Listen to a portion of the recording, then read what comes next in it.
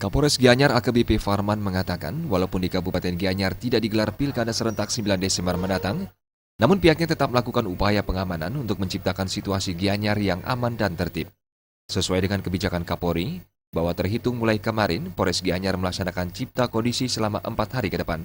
Selain itu, pihaknya juga melakukan backup ke Polres Bangli terkait pengamanan Pilkada, serta melakukan pengamanan di perbatasan wilayah Gianyar, guna mengantisipasi terjadinya konflik menjelang Pilkada. Di samping itu, jajaran Polres Gianyar juga telah melakukan ikrar bersama Ormas di Gianyar untuk bersama-sama menjaga keamanan, ketertiban, dan keselamatan berlalu lintas di jalan.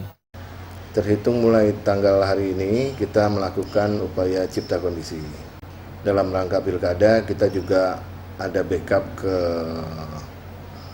Polres Bangli, ya, selama pelaksanaan Pilkada di Bangli.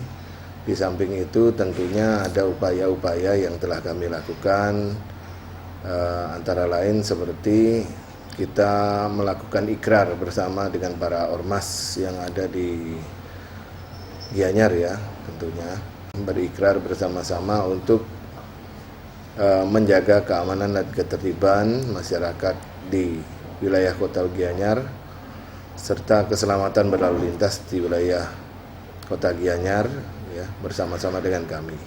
Sebanyak 150 personel Polres Gianyar akan diterjunkan untuk membackup Pilkada di Kabupaten Bangli, baik dalam pengamanan pada saat pemungutan suara maupun pengamanan di perbatasan wilayah yang rawan konflik.